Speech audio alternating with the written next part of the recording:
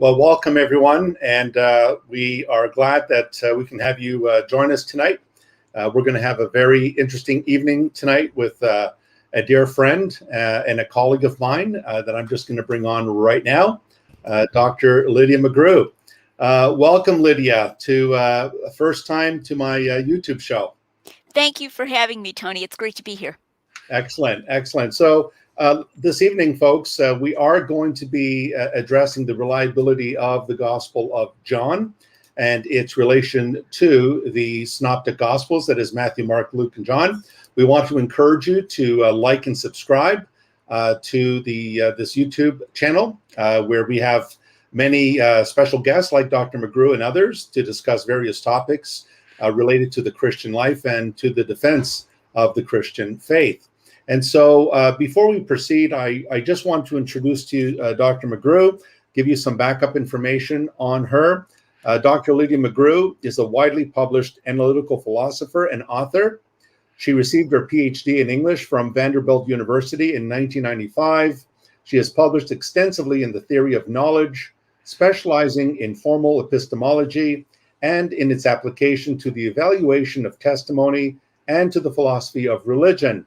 She defends the reliability of the Gospels and the Book of Acts in her books, Hidden in Plain View, Undesigned Coincidences in the Gospels and Acts, The Mirror or the Mask, Liberating the Gospels from Literary Devices, and most recently, The Eye of the Beholder. The Gospel of John is historical reportage. So we're going to be talking primarily about the contents of Dr. McGrew's book here. This book is available on Amazon. If you're in Canada, there's a link in the description box to the Amazon link for Canadians, and there's the US, of course. And if you're joining us from across the pond in the United Kingdom, I understand you also have Amazon.uk and so forth. So I've got the book. I've read it. I reviewed it in a scholarly journal that is still to be published. And so this is a great book, folks. I read it. I relished it. I really enjoyed it. Everything that my friend Dr. McGrew wrote in this book is something that I wholeheartedly agree with. And I've always wondered why scholars were not coming out of the woodwork and writing about the reliability of the fourth gospel. And so I guess in many ways, Dr. McGrew is a gift to the church in that regard. So again, Lydia, I just wanted to ask some questions concerning your book, and I guess we can go back and forth, discuss some of these issues. So number one, what was your reason for writing The Eye of the Beholder? I'm sure this was a work in progress, something you've been thinking about. Yeah, for a long time. Primarily, of course, it was to show that there is all kinds of good evidence positively for the robust historicity of John, and that the attempted arguments that have been brought against the robust historicity of John fail, that they don't work. So, that's like the big picture. But there's a sort of a little more of a story behind it. So the previous book that I wrote was called The Mirror or the Mask, and so The Eye of the Beholder was conceived of at the same time that The Mirror of the Mask was conceived of. I realized I was going to need to write two. And during the time I was writing my first New Testament book, Hidden in Plain View, I came to realize that there were these ideas out there that were coming even into the evangelical world, that the Gospels were not in a totally historical genre, that they were in like this mixed genre that was partly historical and partly fictional. And I was astonished, to have kind of that dichotomy you have in your mind between liberal scholars and conservative scholars. That dichotomy sort of broke down. And so I realized I needed to answer that. So The Mirror of the Mask was intended for that reason, but at the same time, I realized John comes in for all this, extra shade that gets thrown on John, to use a figure of speech. And to answer that was going to take even, more space. So I okayed it with my publisher ahead of time. Can I do companion volumes, a separate volume on John? And he was okay with that. And so The Eye of the Beholder was always in mind. So if you read The Mirror or the Mask, you'll see that I'm making forward references to The Eye of the Beholder within that. You can read them separately, though. Right. And so, folks, if you're interested in getting The Mirror or the Mask, that That link is also available in the description box as well. And so the nice thing I like about Dr. McGrew's book, The Eye of the Beholder, is that it's very readable. So it is scholarly, but it's not to an extent, it's not over your head scholarly. That is to say, it's not hyper scholarly or hyper academic. So it is something that is accessible. And once again, the endorsements are very, very good. We've got leading scholars like Dr. Stanley Porter and many others. I wrote an endorsement as well, but Dr. Porter and many others are scholars that have been working in this field for a long, long time. So I would encourage you to do that. So a related question to that as well, Lydia, would be, what are some of the most commonly cited reasons why the Gospel of John is usually singled out or even considered suspicious in terms of its historicity? Why is it always a gospel that is always under scrutiny in comparison to the Synoptics? So Right. Synoptics get away with it, and John, as you termed it, the redheaded stepchild, stepson, always gets the rap. Right. It's so interesting. And to be fair, the reason I wrote The Mirror of the Mask is that all the Gospels get some of this questioning put on them. But there's this, it's like a meme out there, like, well, and especially John, and as with the redheaded stepchild, I think the place where that begins is that John looks different. Okay, he's, like the different color hair, Yeah. So John is in a sense supplementing the synoptics. I believe that was conscious. I think he did it on purpose. And so he has all of these things that are only in John.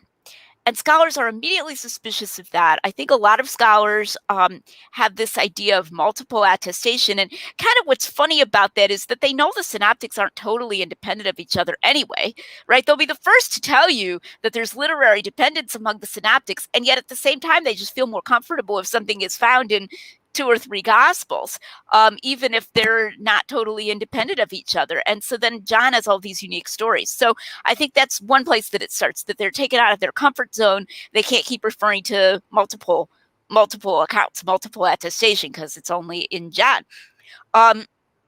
Another thing is the claim that Jesus sounds different in John, and that's really a biggie. Oh, Jesus just sounds so different in John, and he sounds supposedly too much like John himself. So then that's taken to mean, he's just a mouthpiece for John.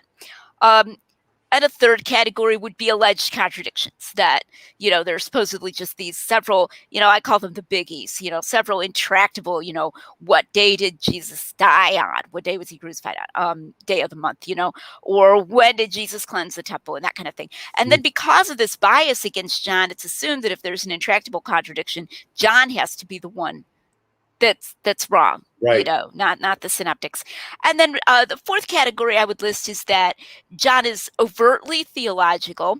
I think that John's preface, it in a weird way, it biases modern historical scholars against him. Even though that preface, it's openly his own words, it's openly his own theological reflection, but there's this weird dichotomy between theological depth and historical accuracy. So since John's just sort of leading, in the beginning was the Word, and the Word was with God, and the Word was God, they tend to put him in a theological category, and then that makes him historically suspect, which I think is a false dichotomy. So those would be 4 categories of alleged problems or things that make scholars uncomfortable with John. Yes. And I just want to make clear to our viewers that when we use the term synoptic, if you're wondering what the word synoptic means in theology or anything related to church history, it always comes down to either Latin or Greek. And so synoptic is simply a Greek word that means to see together with. So optic for eye, and so sun in Greek means with. So the idea is that Matthew, Mark, and Luke read very similar. They're not always the same, but they read almost in a similar fashion. And so that's what we mean by synoptic Gospels, Matthew, Mark, and Luke. And of course, John is sometimes referred to as the 4th Gospel because of its canonical order in the New Testament. And so the reason why Dr. McGrew and I are discussing this is because this is not just a It's almost a trademark of liberal scholarship to assume that John is suspect because he's overtly theological, as they say. And also, it's important because I know, Dr. McGrew, some of our viewers are involved in Islamic apologetics, and so they have outreach to Muslims. And the Muslims, of course, Muslim apologists will borrow the liberal arguments against John, because the reason why they detest John is because John has a very high Christology. He begins with a very high Christology in the prologue. And so many Muslim debaters will try to bring in the liberal critics and say, well, John's unreliable. Jesus never said, I am. Jesus never made any of these statements. So that's why I think it's important for us to have this discussion, because I think our viewers that are, I think, 98% Christians need to understand that the arguments that liberal scholars are throwing at John are criticisms that can be answered sufficiently. They're not insurmountable.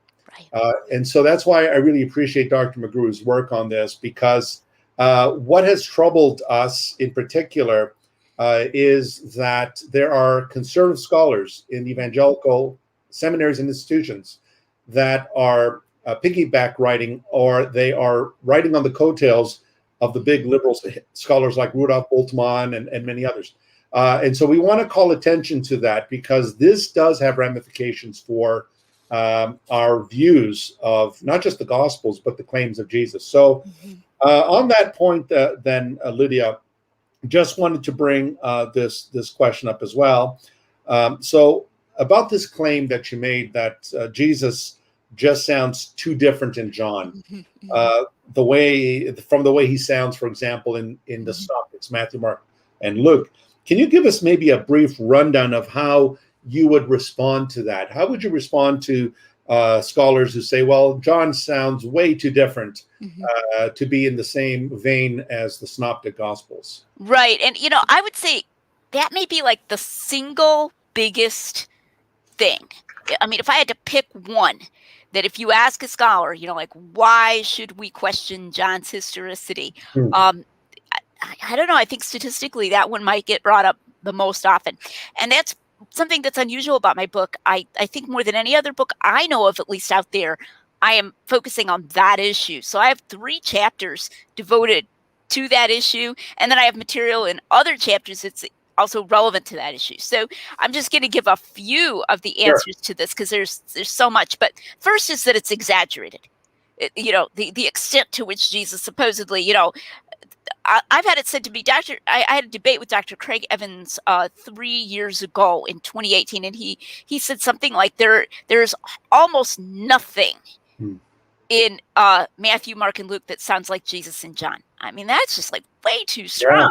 Really exaggerated. There's many places, and I have pages about this in The Eye of the Beholder, where he sounds the same, and in different scenes though. I mean, it's not like John is telling the same scene, but it's just the same guy, and this is how he sounds. So an example would be like Jesus refers to his death as the cup. He does that in Matthew, Mark, and Luke. The cup. Are you able to drink of this same cup that I drink of, meaning his death? Or, Father, if it's your will, let this cup pass from me. And then in John, you find when they are coming to arrest him, he says, the cup that the Father has given me, shall I not drink it? So that's the way that's his metaphor that he uses, but it's not the same saying. Or he says in Matthew, ask and it will be given to you, seek and you shall find, knock and the door will be open. Well, you go, but that's in the Sermon on the Mount. And then you go to like the time when he's talking with his disciples in the upper room, he's going to die. And he says, until now you have asked nothing, ask and you will receive. Right. But it's a different scene. And I don't think that's John like grabbing it out of Matthew and moving it. I think it's just something that Jesus said more than once. It's how his mind works, Right. Or he'll call people to come to him.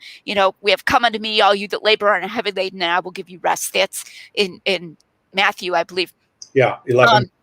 Matthew 11.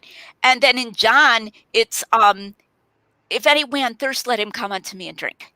Yeah. But it's a completely different scene. He's in Jerusalem, but he's Yeah. calling to people to come to him. And there's a lot more of these. It's great. It's clearly the same guy. So Mhm. first of all, it's exaggerated. Second of all, I would say that the Synoptics and John are just handling reporting Jesus' speech in different ways. So the way I would describe it is that the Synoptics are boiling it down. So it's easier to remember. It's going to be harder to remember a connected, like a longer connected speech or discourse. And the Synoptics are, I think, cutting out a lot of that sort of connective tissue, that connective material, and especially cutting out repetition. I mean, their feeling is, why would you repeat? Right. Repetition just because Jesus, if he repeated himself in the same discourse. But of course, a real teacher repeats himself all the time. You'll probably hear me repeating myself a lot, here tonight, right? So I think the Synoptics are trying to cut that out and represent more Jesus, proverbial way of speaking, and he has a proverbial way of speaking in John as well, but it's embedded in longer speech, whereas John is trying to represent, I think, more realistically the way Jesus actually sounded. And those are both historical. Neither one of those is non-historical, but they're just shortening somewhat. And I think John had an excellent memory. When I was a little kid, I had something close to an audiographic memory. Like if you would talk to me, I could come back and I could tell you, what was said. And people will joke about this with my husband. They'll be like, how do you ever win an argument? Because she can remember, everything that everybody said. But I'm kind of losing it now as I'm getting older. But I think John had a little bit of that. I mean, I'm not saying it was like a miracle or anything. I just think he had a really good hearing memory. And so, okay, that doesn't mean he remembers Jesus repeated this exactly 3 times, okay? You can paraphrase to where you're remembering that Jesus repeated something several times and you're giving that impression, but it doesn't have to be absolutely verbatim.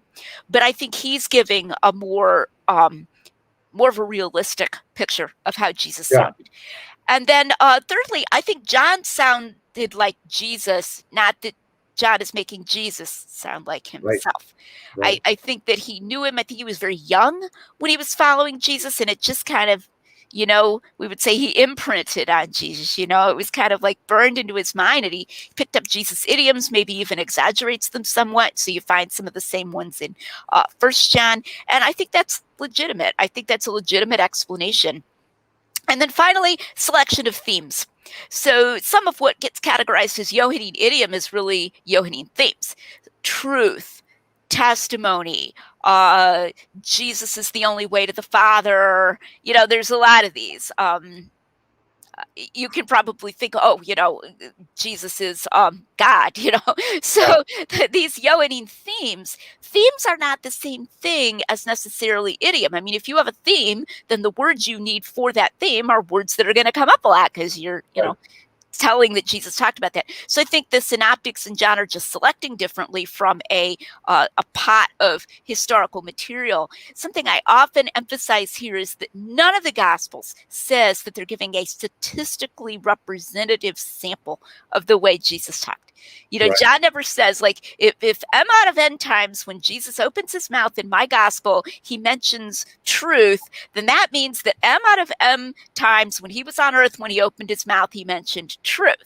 Nobody's claiming that, and people will do that. They'll make what I might call a statistical contradiction. Like, oh, Jesus addresses this topic so much more in John, and that contradicts the Synoptics because he doesn't address that topic so often. That's not a contradiction. No. Okay, it's just a difference of emphasis in what they're choosing to report. So I think those are 4 really useful categories when we approach that question. Right. And I can think of several others, the sending passages where Jesus talks about being sent by the Father. That's found, of course, in the Synoptics and in John. And, whoever receives you receives me. Whoever receives me receives him who sent me. And so that language, and even the Johannium, and by the way, folks, when Dr. McGrew and I talk about Johannine, this is not a medication of some sort. Johannine simply means pertaining to John, from Johannes in Greek, the name of John in Greek. So you're going to learn a couple of academic terminology here tonight as well. So I'm also thinking as well about the Johannine thunderbolt from heaven, as it was famously put, that we find in Matthew 11, 27 and in Luke 10, 22, which some scholars say is part of Q, which places it even earlier into the 50s, possibly AD. And what you find there is Jesus says, no one knows the Father but the Son, and no one knows the Son but the Father. And so if you look at that, it's just strikingly, it sounds so much like John, and there it is in Matthew, and there it is in Luke. So I think that establishes at least, I mean, if you're going to take a very critical scholarly approach, you have to admit, if you accept Q, then you have to admit that Jesus understood himself in a special relationship to the Father as God's Son, and vice versa.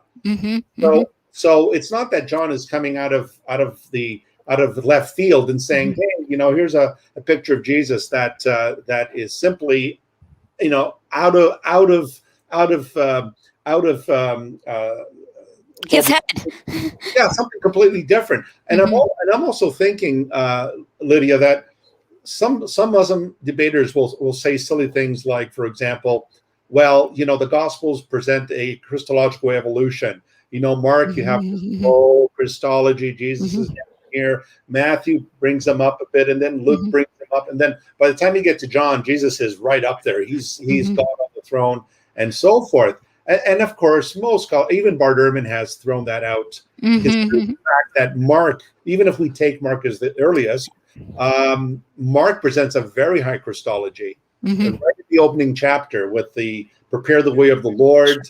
And that, of course, refers to the Lord Jesus Christ. And that was quoted from Isaiah 40, verse 3, and Malachi 3:1 as well.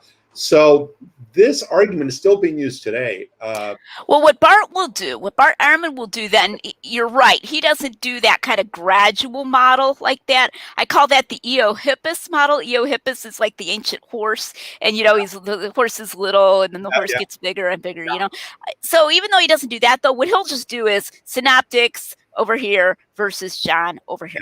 And so he'll just go straight for that, and he'll just say, and he'll play to the argument from silence hugely, like surely they would have said this if Jesus had really said that. Why is it not there? And he'll really hammer on that. And it's really important to realize how bad the argument from silence is when it's used that way. My husband Tim has a scholarly paper on that where he talks about secular cases that we would be surprised by. So, for example, this in American context that Ulysses S. Grant wrote, I think it was his memoirs, and doesn't mention the Emancipation Proclamation where the slaves were freed by Abraham Lincoln. And it's like, wouldn't you think that would be a big deal that he would mention all these things that are not mentioned in history in a certain document that you think would be mentioned? And so we need to realize we're not good at telling what would be mentioned, to the point where we should not use that as an argument against an assertion. It's fine. Like if nobody ever mentions something, then you don't make it up and say it happened. But if one person mentions it, to say, well, because this other person doesn't also mention it, then it didn't happen. That's wrong. It's like everything has to be done twice. There is no such rule in history. Right. And I find it's a gross inconsistency, Lydia, with, for example, when I was doing my graduate work at the University of Toronto, my master's degree, many of my liberal professors were surprised that I still remained conservative. They actually thought I would have broken ranks with the conservatives and joined the liberal parties, the liberal academic field. And one of the things I always noticed about them was when we look at the Pauline epistles, you look at the letters of Paul. One of the things Paul does not mention in his letters, he never refers to Jesus by the favorite title that he would refer to himself as the Son of Man. Paul never makes reference to this in the Pauline corpus, in Paul's letters. He doesn't mention the baptism of Jesus by John, by the Baptist, not once. And yet all scholars, historical Jesus scholars, all agree that Jesus was baptized by John in the Jordan. And that's partly because of the Synoptic Gospels, the so-called multiple attestation. But if Paul is our earliest writer, that is the earliest literature of the New Testament, most scholars would say is the Pauline corpus. Paul never mentions the baptism of Jesus, not once. And he never mentions the Son of Man nomenclature that Jesus would use. So I think you're right. A lot of these arguments, just because, like you said, Ulysses Grant, not once did he make mention of the emancipation of the slaves by Abraham Lincoln, it doesn't follow from that it never happened, Right. that it was simply something that was purely made up. Mm-hmm. So I think it's fair to say, because in your subtitle, Lydia, you mentioned the Gospel of John as historical reportage. And so Mm-hmm. I think if you can maybe clarify a little bit about that what John is doing is that he is presenting not some spiritualized history, but you believe that he's presenting real history in real time and space. Right, exactly. And so I use this term, the reportage model, and I coined, that phrase. I coined it partly because I ran across somebody denying it. Like, well, we shouldn't take John just to be straight reportage. And I said, that's what I want to say. It's straight reportage. So I just kind of, owned that. But it's really just a phrase for a kind of a common sense view, an approach where it's the way that most conservatives have already been reading the Gospels. And so then my motto that I use for my YouTube channel is making common sense rigorous. And so that's kind of what I'm trying to do. It's like I'm giving that a special name, the reportage model, but it's kind of what conservatives already think, but then I'm showing that it's defensible in rigorous terms. Right. And of course, the whole historical question, I mean, if someone were to say, when we think of the crucifixion of the Lord, probably every famous painting of the crucifixion shows him with the spear wound on the side of his chest.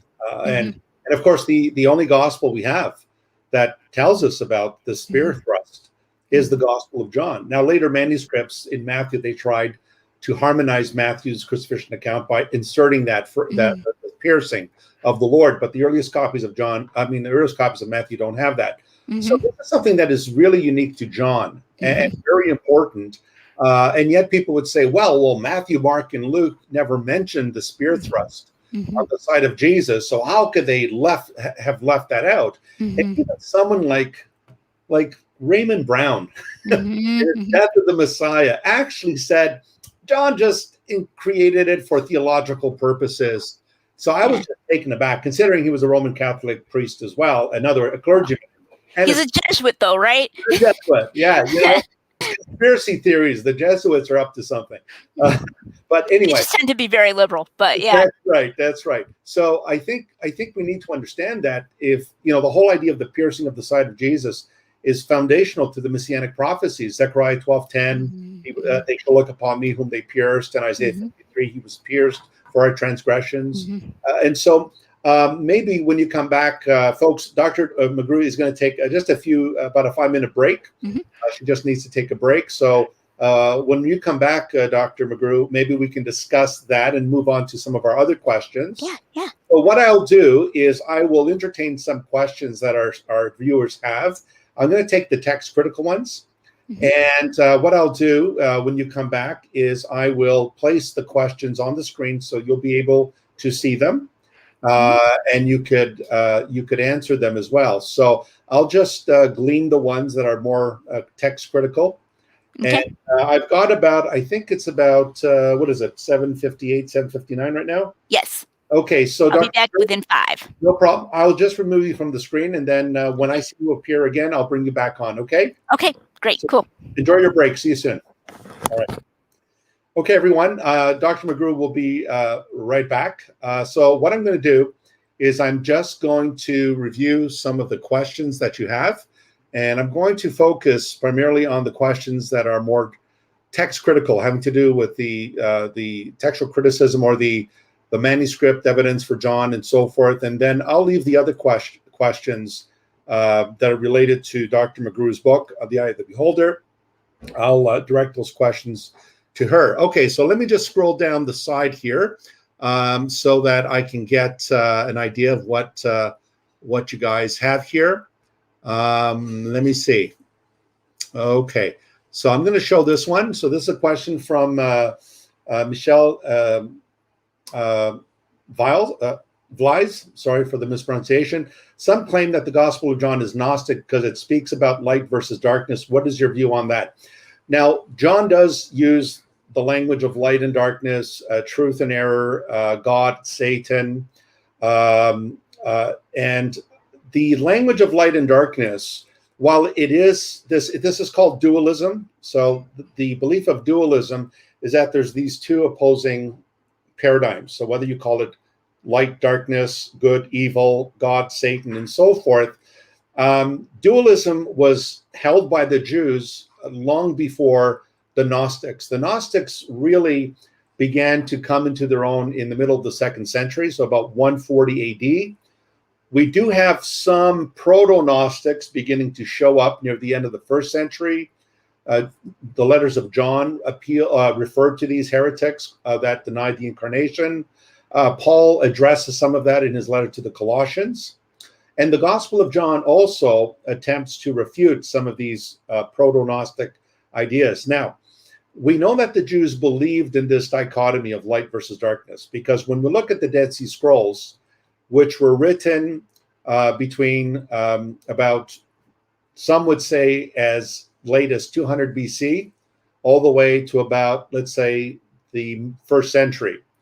The Jews of Qumran spoke of the battle of the sons of light versus the sons of darkness, referring to the sons of God versus those who are led by Satan, who are fathered by Satan. And so this was held by the Jews, and it was held before the 1st century. So they had this idea already. You find this in the book of Proverbs. The way of the righteous is like the light that brightens. The way of the wicked is the darkness, and so forth. You have that idea in the Psalms as well about light and darkness. So just because John speaks about light and darkness, it doesn't follow from that he's Gnostic. Now, how do we know that John is not Gnostic? How do we know? We know that John is not Gnostic because one of the things the Gnostics denied was that God could become flesh, that God can become incarnate, that God could take on a human body. And what does John tell us in the first opening verses? In the beginning was the Word was with God, the Word was God. And then in verse 14, the Word became flesh. God became flesh in the person of Jesus Christ. And so John 1:14 is the punch in the nose against the Gnostics. The Gnostics did not believe that God could take on human flesh. Just like Muslims today don't believe God could take on human flesh. And so the Muslims in many respects are Gnostic-like in that respect, that they reject the idea of God taking on human form or coming into the world as a human being. So in that case, Michel, this idea of this dualism is not an argument for John being Gnostic in any sense. So I was able to get one question in or answer to one of your questions. Dr. McGrew is back, so I'm just going to bring her on. So hopefully that answers your question, Michelle. All right, so Dr. McGrew, I thought I was going to answer some questions. I ended up answering one question that had to do with some of the charges that were made against John that he was endorsing or had elements of Gnosticism. And so I just answered by pointing out that in the Dead Sea Scrolls, we have evidence that the Jews believed in light versus darkness. They used these metaphors long before Gnosticism arose. And John's number one knockout punch is John 1:14, the Word became flesh that dwelt among us. The Gnostics denied that God could take on human flesh. So welcome back. And let's move on to our let me see here, our fourth question. I believe we're on our fourth question. It's surprising that even some evangelical scholars like Dr. Craig Evans, who I have met and know about, have taken the position that John is, quote, and this is a quote from Dr. Evans, a horse of a different color, close quote. Now, why do you think that this lower view of John has even expanded into evangelical circles? I can understand the liberals teaching that, but what's it doing coming into evangelical circles, seminaries, theological colleges, through scholars like Dr. Craig Evans? You know, I think there's this strange internalization of what originated, and I'm not trying to make a origin argument or whatever, but in fact originated in the quest for the historical Jesus, certain so-called standards or criteria of authenticity and historicity. And there's a tendency to internalize those on the part of evangelical scholars as the objective standards of scholarship, because sometimes those standards don't have any kind of anti-Christian bias on their face. It's like it's more subtle than that. And so then there's this idea that if I can't use that tool to defend this thing, then I can only believe it as a Christian or something. I can't defend it in an objective, neutral way. And so there's been that kind of internalization that's going on, to the point that this idea of John as being less historical is it's just taken as, well, everybody knows it. It's one of those things that everybody knows, and if everybody knows it, who am I to question it? Right. The other thing that I think has happened is what I call a two-stage process, and I'm not actually going to attribute this to Dr. Evans. This may not have been the way he got to it, but I think others have. The first stage of this process is where you're told, we're going to leave John out when we defend, say, the deity of Christ. But it's just strategic. We're not really questioning John, but for strategic reasons, let's do it all with Mark. Wouldn't that be great? It's like they used to say, half my, one hand tied behind my back. Yeah. If I can do it all with the synoptics, isn't that great? Doesn't that show how strong our case is? Right. And because the critical scholars question John, wouldn't it be more strategic to do it without John? Well, you start with it as strategic, and then insensibly, psychologically, there's this idea that we really couldn't defend John if we wanted to. So there comes to be a questioning of John's historicity that happens just without anything ever being stated. And so then eventually, when somebody like Dr. Evans comes along and says, well, that was the creation of the Johannine community, or that didn't really happen historically, or John's just a horse of a completely different color. And, he did say a lot of this in 2012 in a debate with Bart Ehrman. It's sort of like if you had a bank account and you always acted like you didn't own the money in that bank account, you get so used to doing without it that if somebody came along and said it disappeared in a stock market crash, you'd be like, oh, well, I wasn't using it anyway, right? So I feel like that's how it is with John, is that two-stage process. And so that's why I tend to resist even that strategic approach. I'll say, if we're going to argue for the deity of Jesus, let's just take that forward approach. Let's use John to argue that Jesus was God. And let's go ahead and argue that John never made anything up. And it's amazing what a radical proposition that's taken to be, and it's not even a theological proposition. You could have a secular author where you would say that author never made anything up, right? I mean, that doesn't have to mean he's inspired or whatever, but just that he believed everything that he put in there. He never made anything up. And let's go ahead and take that and defend that. And then we will use the Johannine statements about what Jesus said when he claimed to be God, along with everything else, along with the things from Mark. We'll use both. Yeah, I think that when Dr. Evans did that, and folks, you could watch that. It's available online. Dr. Bart Ehrman and Dr. Craig Evans debated on the Gospels, and I think Bart Ehrman was actually surprised to hear Dr. Evans actually make that admission. I think you're right. It's almost this. There's an inclination to be popular with the boys' club, the academic boys' club, and so if this is what the majority are saying, and this is what the big guys, the big guns of the past have said. And what I find in my experience, Lydia, is that this type of rhetoric actually causes people not just to doubt the Gospels, but to look at the Gospel writers as pious frauds. I mean, let's talk about the authorship of John, where you'll hear people say, no, it wasn't John the Apostle that wrote it. It was another John. Maybe it was the elder John, or as Dr. Ben Witherington III said, that the beloved disciple is Lazarus, that Jesus raised up. So there's all these theories, and of course, Dr. Bachman in his book Jesus and the Eyewitnesses, he has his own ideas. The elder John. Yeah, the elder John. So even the authorship of John, it's not just John, but even the synoptics, they'll say, well, Matthew really didn't write Matthew, and Mark didn't really write Mark, and so forth. Why do you think there's this reticence to acknowledge John as the author of the fourth gospel? Yeah, I don't understand it, because I spend a lot of time on authorship. That's part of why I had to write another book, because it's like there's all this literature out there, But I think it is a matter of that so many people have questioned it. You Yeah. know, the Yeah. the other thing though that I want to say is that the authorship and the historicity issues can sort of come apart in really odd and surprising ways. So I'm thinking of real specific people. This isn't just theoretical. You can have a person who argues that the author was John the son of Zebedee and yet nonetheless thinks he made stuff up. And Yeah. you can have somebody who thinks that the author was the elder John and yet thinks he's scrupulous and he's only reporting what really happened. So you can actually have somebody who denies traditional authorship or takes one of these alternative views, who's in that sense more conservative than someone who allegedly affirms authorship by the traditional author of The Son of Zebedee. It's very odd, but I think it's something people need to know, because Right. otherwise, if you hear somebody say, yeah, I affirm that it was written by the Son of Zebedee, I mean, that's great. But now let's ask you the other question. Do you think he made stuff up? Right. And press on that. Yeah. So. Yeah. It reminds me of a book that I don't know if, I mean, there's, Ecclesiastes says of the writing of books, there is no end. Mm-hmm. And you know that, and many in academia know that as well.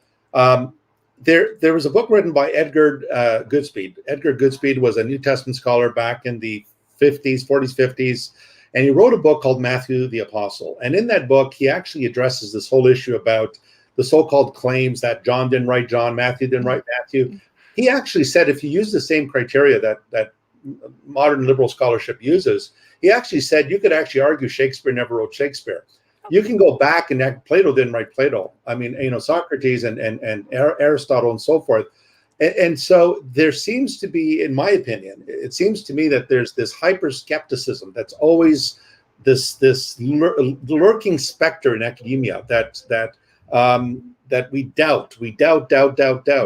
And so the thing that I find, and being also a pastor, not just an academic, but a pastor as well, is that this type of thinking doesn't lead Christians to have, let's just say, overt confidence in the New Testament text. It actually causes them to, maybe this is not really the word of God or what Jesus said and so forth. Do you find that to be the experience as well, Lydia? Well, if they know about it, Yeah. and I think sometimes it's hidden from them, and maybe the older generation doesn't know, and then their kids go off to college or something, and they're hit with this.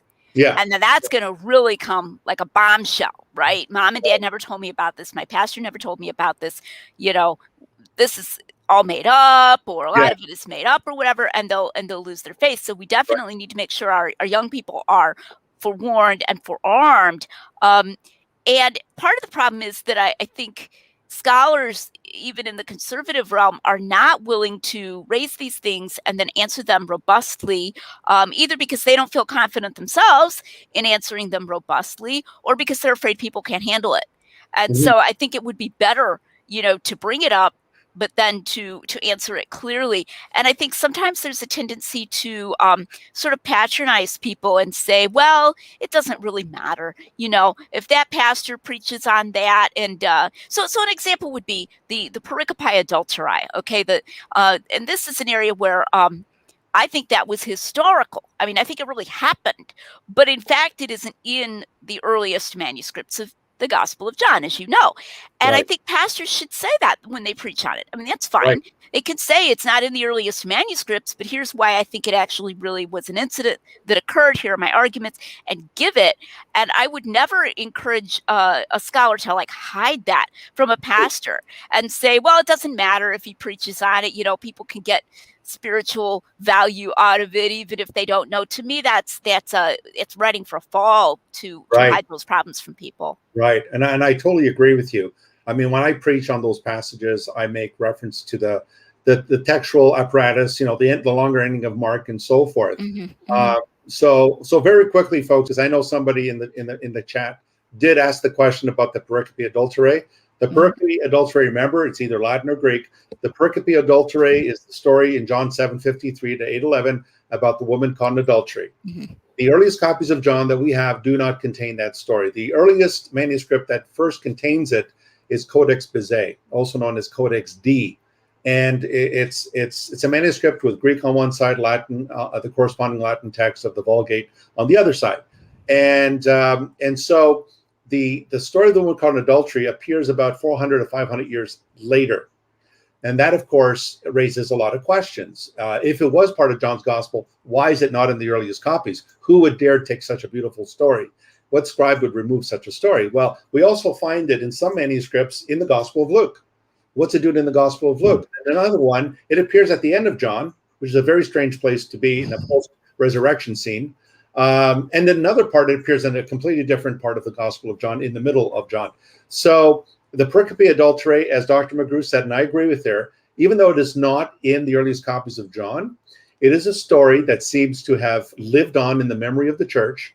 And the story itself smacks of Jesus. It sounds like him. The way he treats this woman is so, it comports with what we know of him from the canonical scriptures.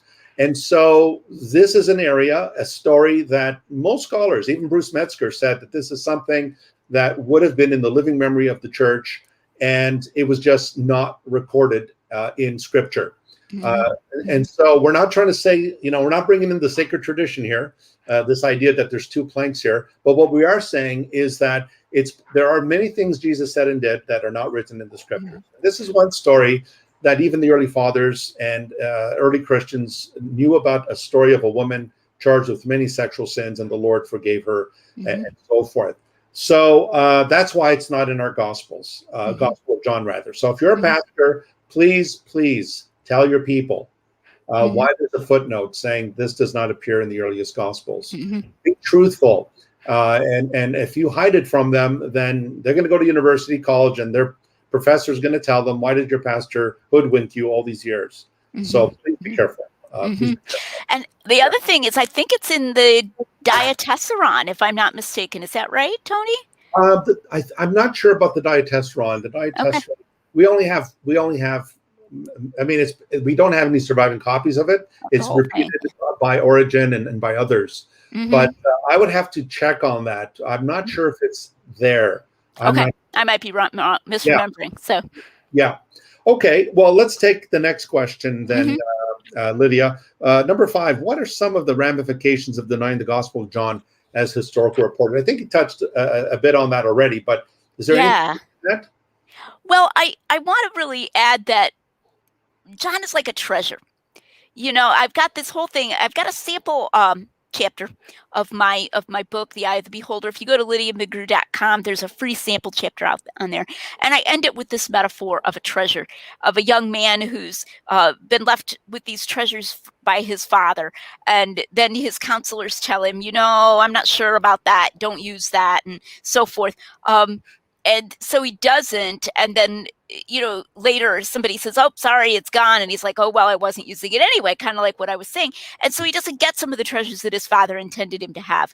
And I think that John is a treasure like that our Father God intended us to have. So for doctrine, like Jesus saying, I and the Father are one, before Abraham was, I am, for devotional matters, no man can take them out of my hand, in John 10, Jesus says. Or even when it says that Jesus wept, and we can, ponder that he was like us, that he wept, or at the, grave of Lazarus. There's so many beautiful things in John, the scene between him and Mary Magdalene and all of that.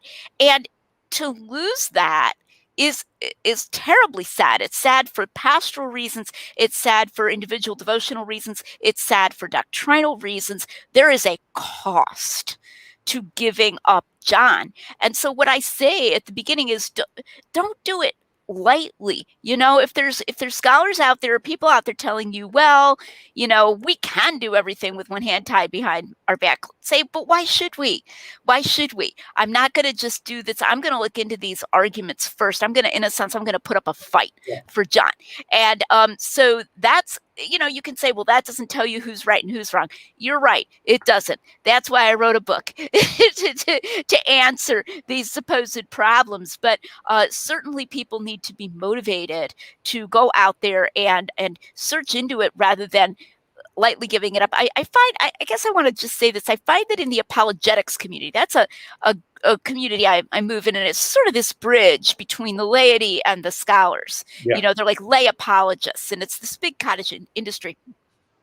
There's a real desire for efficiency, and efficiency is fine. I'm not opposed to efficiency, but I think it can really betray apologists that they're like, I want to do this fast. I want an argument I can give in, Yeah. 5 minutes. I want something that works well for debate where I always have something to bam, come Yeah. back and Yeah. say fast, that Yeah. kind of thing.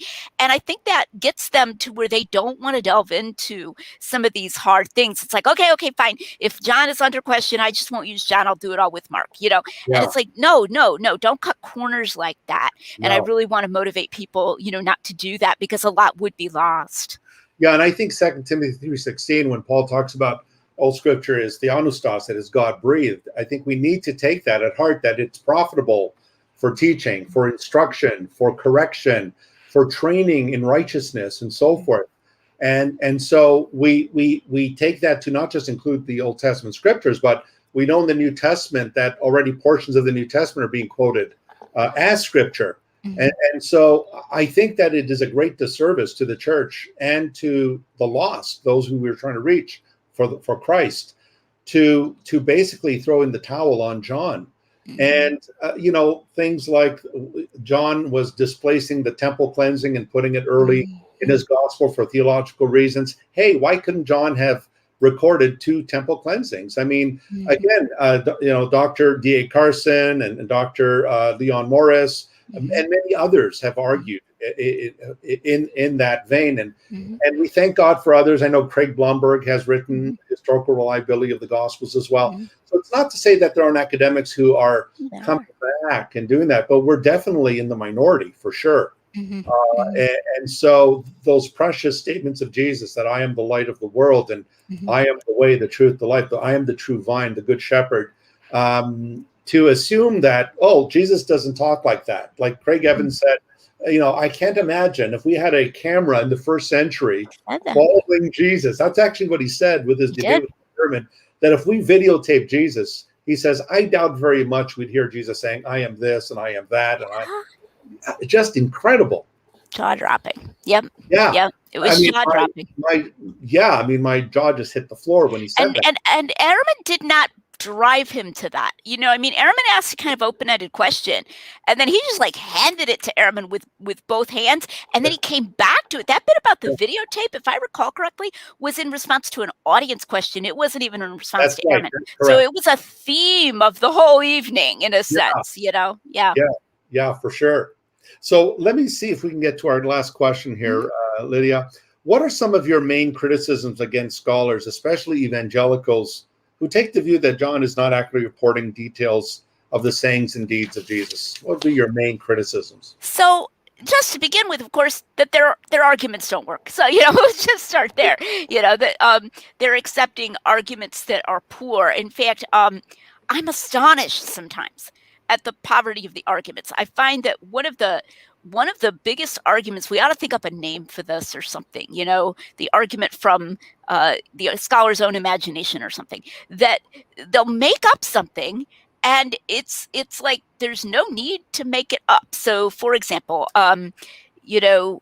John may have invented, is the claim, the scene where Jesus breathes on his disciples and says, receive the Holy Spirit. Okay. And there's no contradiction between that and any other document. I call this an unforced error. So that's a baseball, but anyway, you're just making an unforced. It's like, why did you do that? There's not even an alleged discrepancy or something.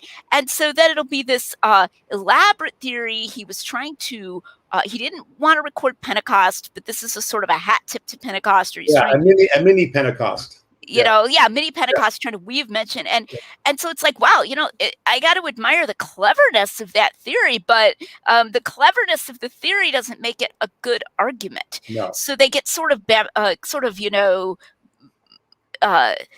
bewildered by their own cleverness, or the cleverness of someone else who came up with that, and they say, whoa, cool, and then they adapt it. So it's a terrible way to approach a document. It sounds ad hoc because it just appears so contrived. Out of nowhere. It's out of nowhere. It couldn't have, this couldn't have been literal. So John is again theology, or he's taking Acts 2 and he's placing it in John 20. And it's okay, aside from the fact that it is a post-resurrection scene, but these are scholars sometimes who believe in the resurrection, so that can't be their objection, right? What is there so unbelievable about an enacted parable where Jesus stands there and he breathes? Jesus did enacted parables like that. He washed their feet, for example. That's like what Jesus is like. He does these weird motions and stuff that, they don't know what they mean. And that's actually very, very believable. There's nothing unbelievable about that historically. So their arguments are often just really poor. The other thing that really disturbs me a lot is a lack of clarity and an equivocal use of terms. So one that I'm often talking about is paraphrase. I just had a video about this recently, and it doesn't have that many views, so go watch it. Paraphrase versus paraphrase on my YouTube channel, where the term paraphrase, I swear, I've almost decided that what the word paraphrase means on the lips of especially a scholar called Evangelical who's using it in this way is, don't worry about it. Paraphrase. Trust me, it's all okay. This is nothing to worry about. It doesn't mean anything that anybody normally means by paraphrase. So for example, I've actually seen this. There was a recent video. This was the Table Talk series that Dallas Theological Seminary puts out. It was March. I think it was this March with Del Rosaria. I think he's the host, and then Daryl Bach and Dr. Michael Lacona was the third one. They were talking about the words from the cross. And one of the theories that Dr. Lacona has is that, and he got this from Dr. Daniel Wallace, who teaches at Dallas, that Jesus did not recognizably say, I'm thirsty on the cross. Okay, that was a Johannine invention in the place of, my God, why have you forsaken me? Okay, so like John read the Synoptics or knew about that tradition, my God, why have you forsaken me? And he was sort of inspired to think of spiritual thirst, but then he portrayed it as if it were real thirst, because in John's gospel, someone brings wine to Jesus. So it looks like he's literally expressing thirst, but that was a theological replacement. And he called that a paraphrase. Dr. Lakota said that was a paraphrase. And it's like neither of the other guys, like you didn't even see their eyes blink, because I guess, I don't know if they didn't really process what he had just said, but it's like if you put the word paraphrase means don't worry about it. It's all okay. These aren't the droids you're looking for, and so I object to that. I believe that if we're going to say something like that, we should use clear language. We should say, John, if you're going to say that, if that's your theory, John invented. Use that phrase. John made that up. We should use clear English. And so that lack of clarity is something I really criticize pretty strongly, because I think it's going to confuse a lot of people. For sure. So.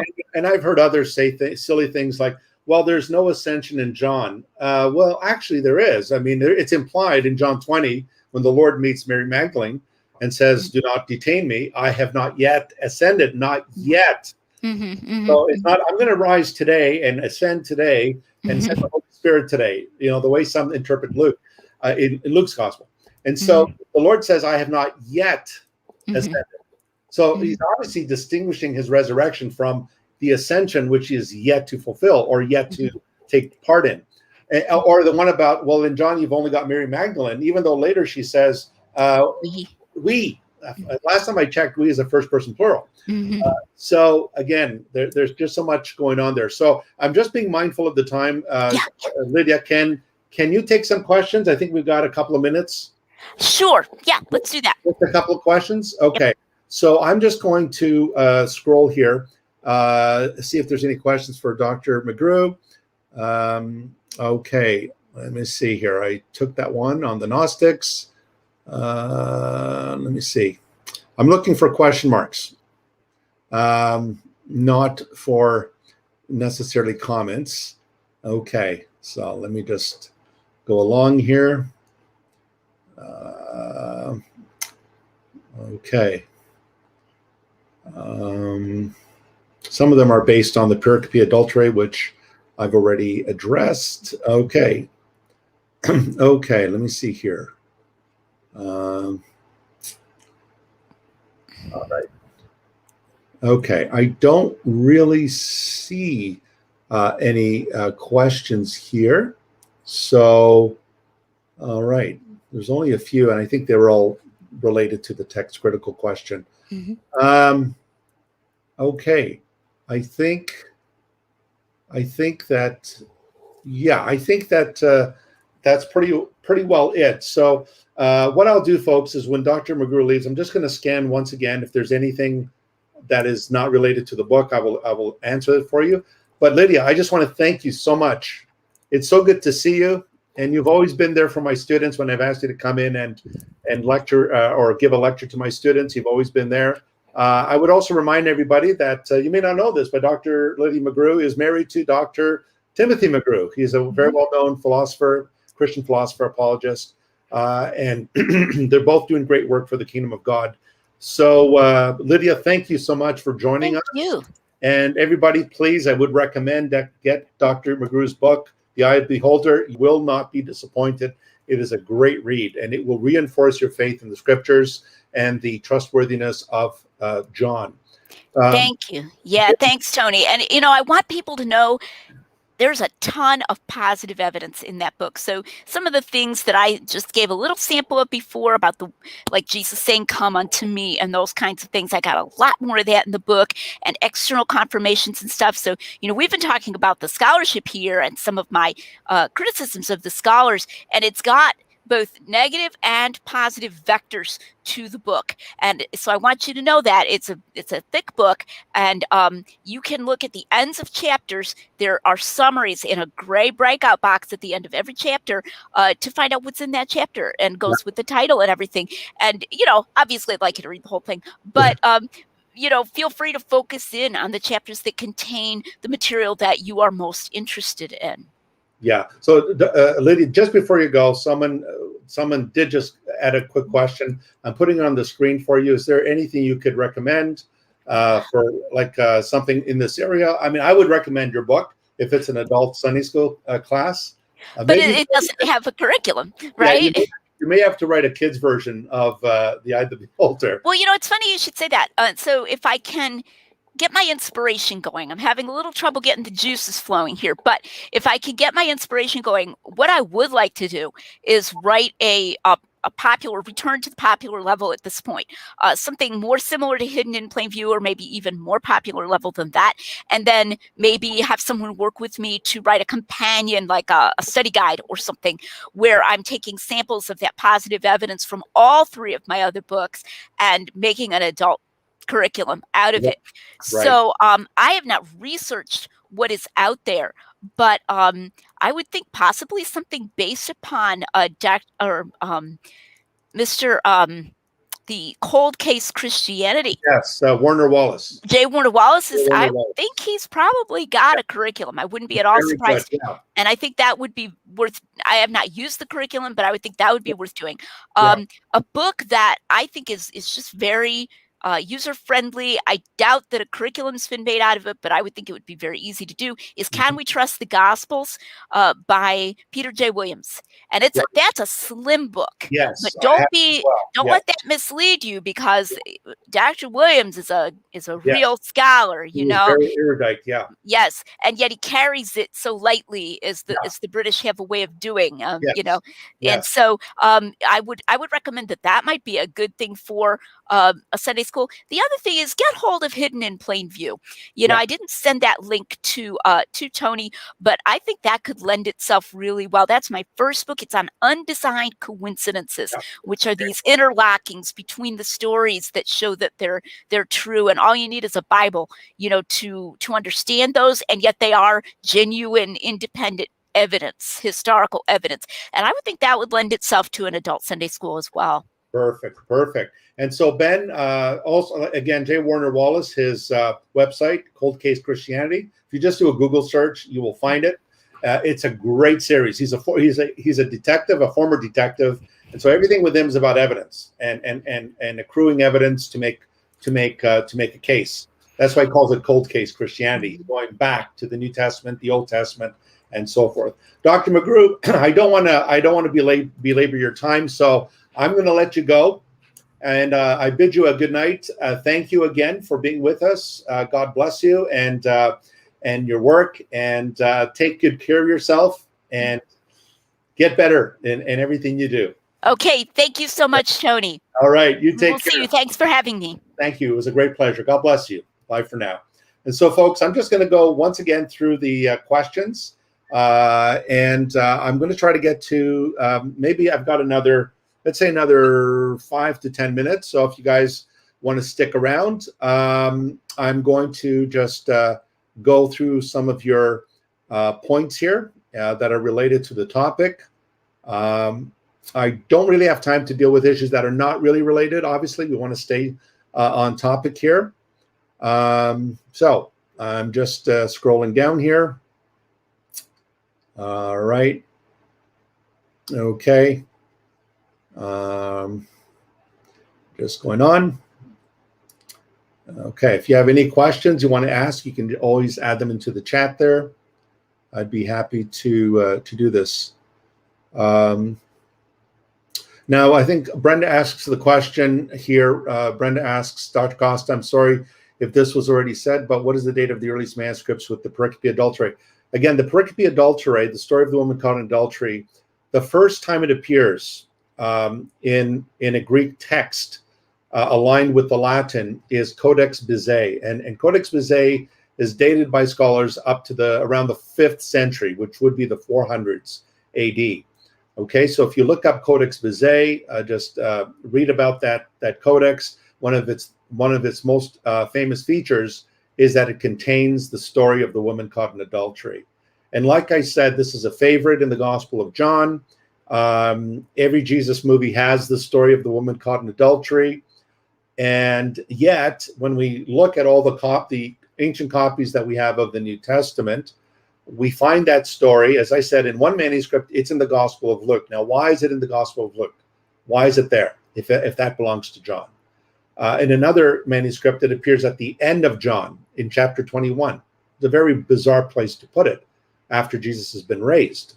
And then, of course, in some other manuscripts, it appears in other parts in the Gospel of John. So when you've got a story moving around and circulating, basically what you're finding here is you're finding a story that scribes are trying to park. They're trying to park the story somewhere.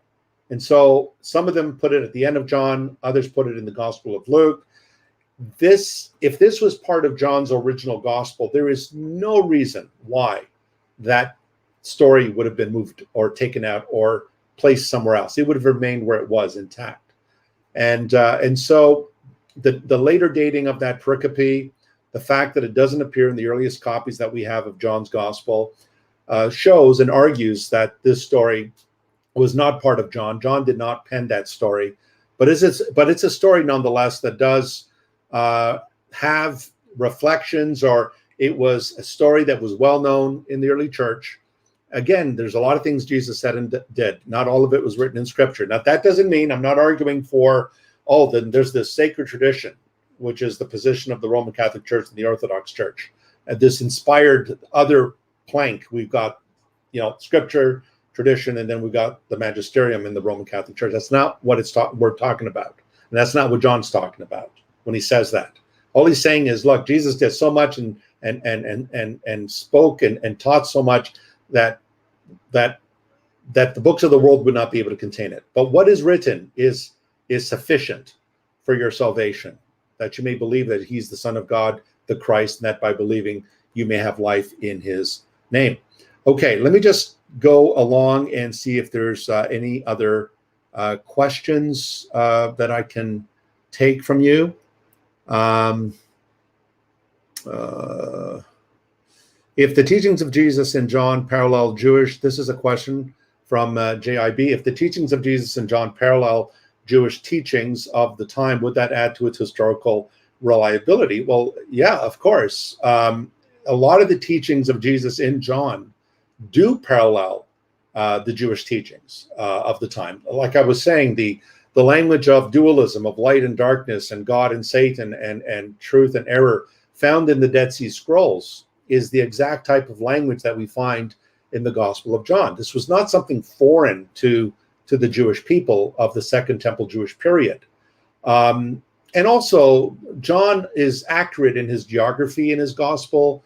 He talks about the 5 colonnades that were in the pool of by the pool of Siloam. Those colonnades were found; they were discovered by archaeology and have been confirmed. So John is he writes his gospel as someone who is familiar with the land of Israel. He's familiar with the 5 colonnades that were by the pool of Siloam. He makes references to the piercing of Jesus' side. His reference to the piercing of Jesus' side agrees with what we know from Roman writings. The Roman writer Quintilian in Spain, in Hispania, talked about how soldiers, when they wanted to hasten the death of crucified victims, at times they would pierce them. They would prick their sides and pierce them. And so there we have external corroboration for the piercing of Jesus from a source that comes outside the New Testament. Okay, let me see if there's any other questions. Okay, I think that's about it. So everybody, really appreciate you guys coming on tonight. Thank you for being part of our YouTube session tonight. And once again, I do want to encourage you to subscribe to the video. We will have many more videos like this coming down the pipe. And I will be featuring a number of live YouTube sessions where I will be answering questions on Islam, for example. So we'll have one show where I will take your questions on Islam, and we'll address other issues as well, not just Islam, but other issues as well. So thank you, everybody, for joining us. Look forward to seeing you next time. Next week, I'm planning to have Robert Spencer with me, and we're going to be discussing, did Muhammad exist? Did the Prophet of Islam really exist? Or was he a invention of the Islamic Empire or the Arabian Empire? So you don't want to miss that. Robert Spencer next week. I think it's next Wednesday night. Okay, guys. So if you subscribe, you'll receive notifications in your email, your inbox about any further classes. Thanks again, everybody. God bless you. And remember to love God, love your neighbor, and God has blessed you to be a blessing to others. All right? Keep the faith. Until next time, the Lord bless you. Bye for now.